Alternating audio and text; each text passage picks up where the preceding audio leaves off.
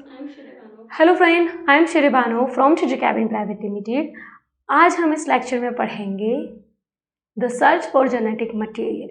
हमने हमारे last lecture में पढ़ा था डीएनए क्या होता है, ठीक है, और डीएनए कैसे क्रोमोसोम बनता है, हमने ये चीज़ें देखी थी, ठीक है। आज हम देखेंगे कि क्या डीएनए जेनेटिक मटेरियल होता है, ठीक है। तो हमको इसमें कुछ 3 एक्सपेरिमेंट्स पढ़ने हैं। सबसे पहला एक्सपेरिमेंट है ग्रिफ्ट, सेकेंड है एवरी मैकार्टी और MacLeod experiment, and third one is Hershey and Chase experiment. But हम 1 बाय 1 अलग अलग पार्ट में इसको डिस्कस करेंगे। इस पार्ट में हम डिस्कस करेंगे ग्रिफ्ट ट्रांसफॉर्मेशन, ठीक है। ट्रांसफॉर्मेशन का मतलब होता है क्या यहाँ पर जेनेटिक ट्रांसफॉर्मेशन हो रहा है, डीएनए का ट्रांसफॉर्मेशन हो रहा है। अगर होता है तो या DNA is a genetic material, तो कैसे प्रूफ किया है ग्रिफ्ट ने, ये हमको देखना है, ठीक है। आइए चलिए देखते हैं। ये है आपका पार्ट 2.1, सेकेंड पार्ट। हमने फर्स्ट पार्ट में हमारा डिस्कस किया था कि डीएनए क्या होता है, क्रोमोसोम कैसे बनता है, न्यूक्लियोसोम क्या होता है, स्टोन क्या होता है। तो हम ये देख चुके हैं कि डीएनए एक्चुअली में क्या होता है। तो डीएनए एक न्यूक्लिक एसिड मॉलिक्यूल है, ठीक है, ये हम देख चुके हैं। अब हमको ये देखना है कि क्या डीएनए जेनेटिक मटेरियल है या नहीं। अगर है तो क्यों है, बाय एक्सपेरिमेंटल हम इसको एविडेंसली प्रूफ करेंगे, और नहीं है तो क्यों नहीं है। तो नहीं होने का तो सवाल ही नहीं उठता, यहाँ होने का सवाल उठता है। तो यहाँ पर है ये जेनेटिक मटेरियल, तो इसको हम इस एक्सपेरिमेंट के द्वारा समझेंगे।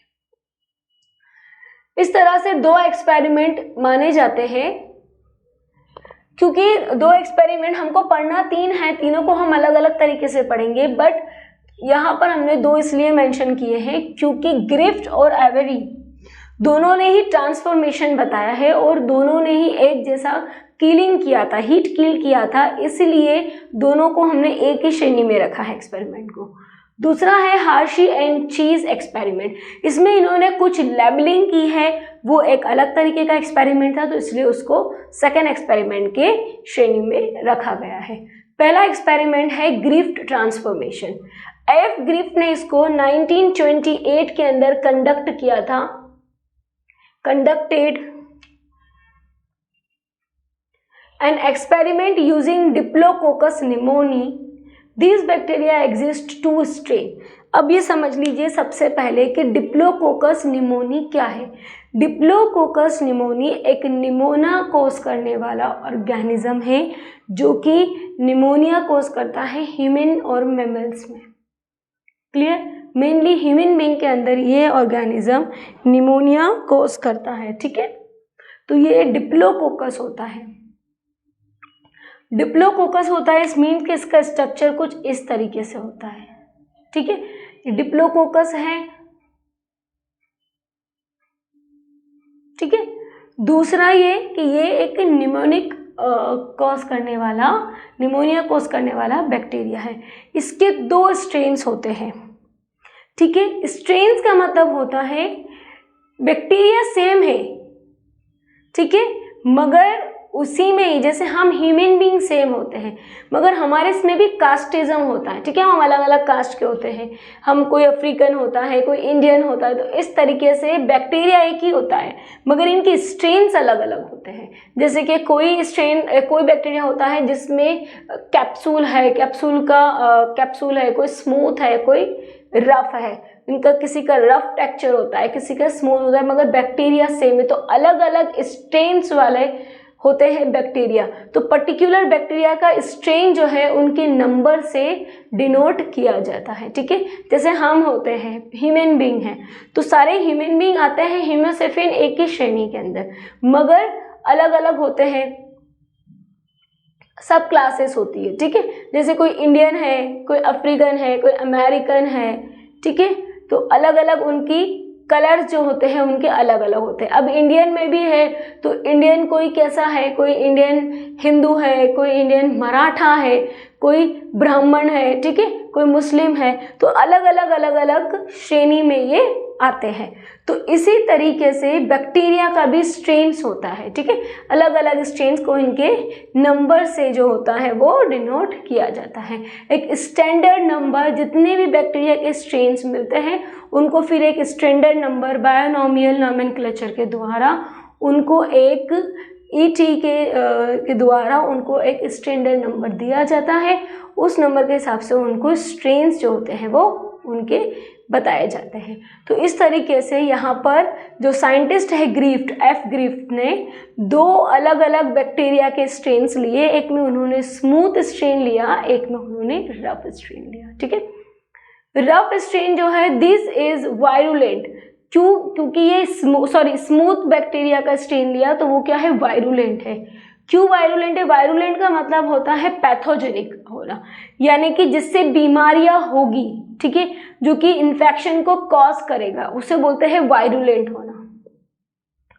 Bacterium of this strain have a mucopolysaccharide coat. Actually जो ये बैक्टीरिया होता है स्मूथ वाला, इनके आसपास एक कैप्सूल की लेयर होती है, एक कोट होता है, उसे बोलते हैं म्यूकोपॉलीसैकेराइड कोट।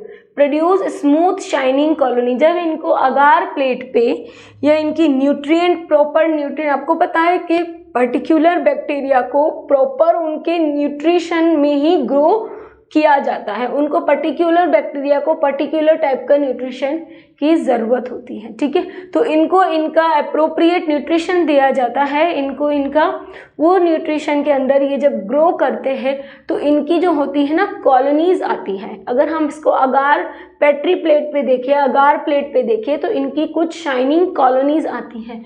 वो कॉलोनी होती है, एक तो उसका जो टेक्सचर होता है वो स्मूथ होता है, शाइनी होती है कॉलोनी।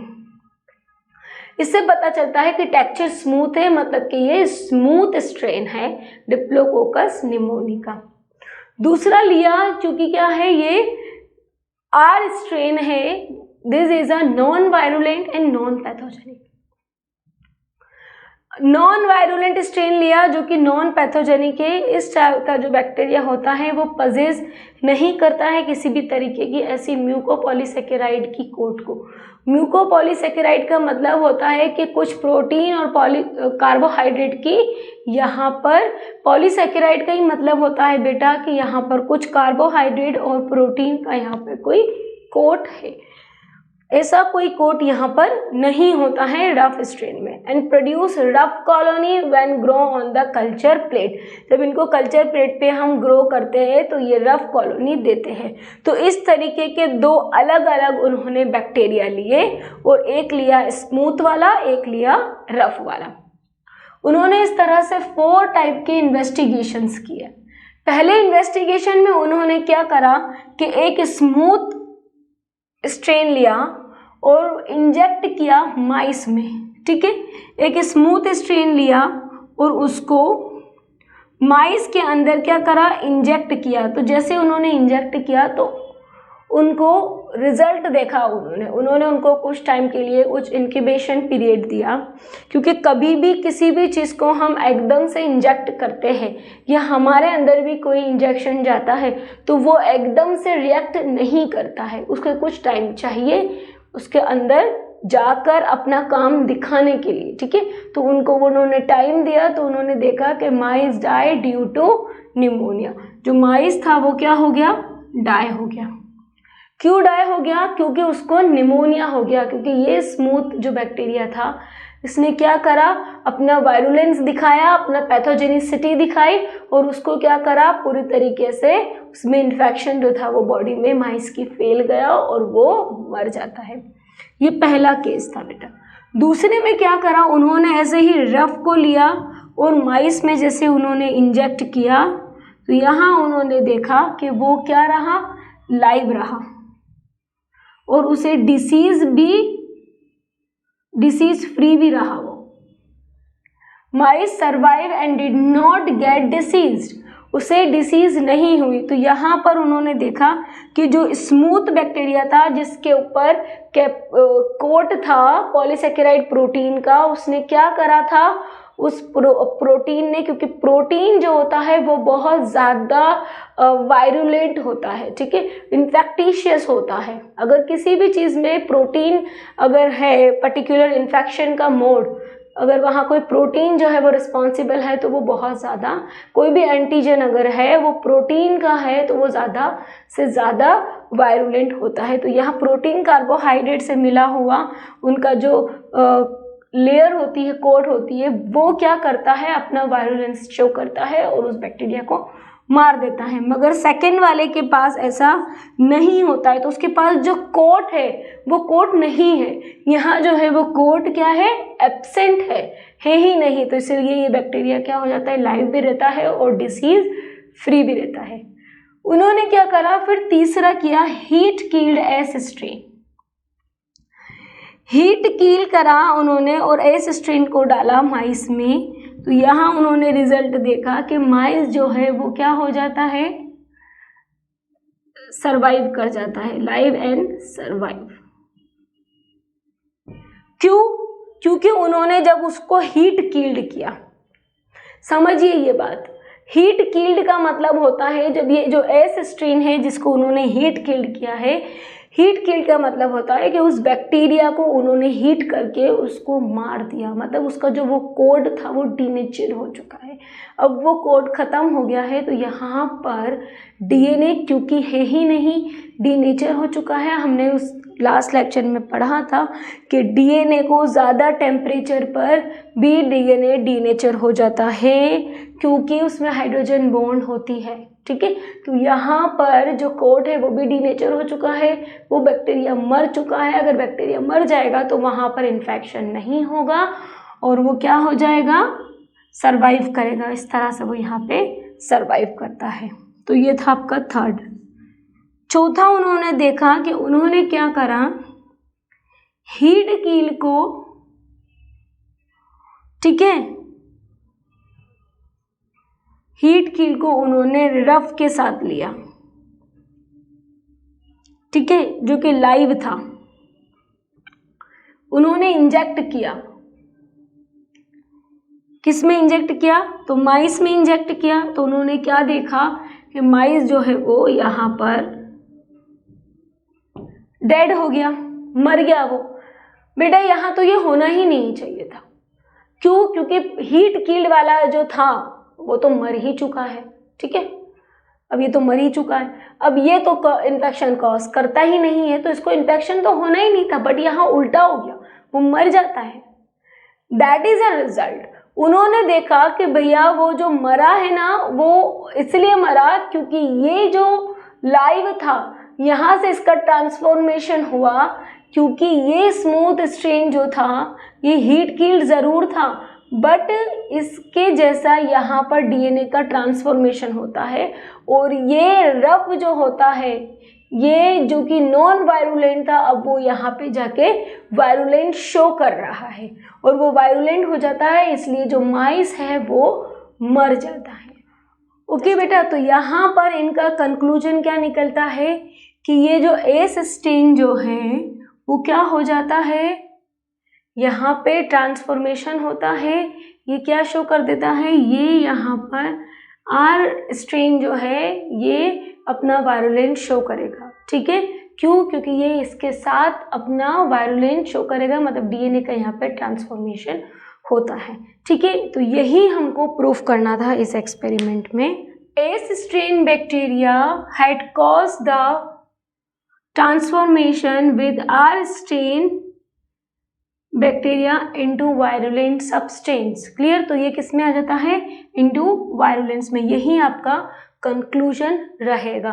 बट इनका एक ड्रॉबैक ये है इस एक्सपेरिमेंट का कि इन्होंने यहाँ पर वो सब्सटेंस नहीं बताया जो सब्सटेंस यहाँ पर ट्रांसफॉर्म हुआ, ठीक है। यहाँ उन्होंने बताया कि ये जो है एस स्ट्रेन बैक्टीरिया जो है वो ट्रांसफॉर्मेशन होता है आर स्ट्रेन के साथ और ये वायरुलेंट हो जाता है, बट कैसे, कौन सा सब्सटेंस जो है वो उसका ट्रांसफॉर्मेशन हो रहा है यहाँ पर इन्होंने एक्सप्लेन नहीं किया। माइट भी ये थोड़ा सा नोन था कि डीएनए ही होगा, ठीक है। बट हम अब सेकेंड एक्सपेरिमेंट पढ़ेंगे एवरी ट्रांसफॉर्मेशन का, तो उसमें हमें ये चीज़ें क्लियर थोड़ी सी हो जाएगी। Clear friends? आई होप कि आपको ये अच्छे से समझ में आया होगा, अंडरस्टैंड होगा इस एक्सपेरिमेंट को समझने के लिए। If you have any Curie please ask me. Thank you.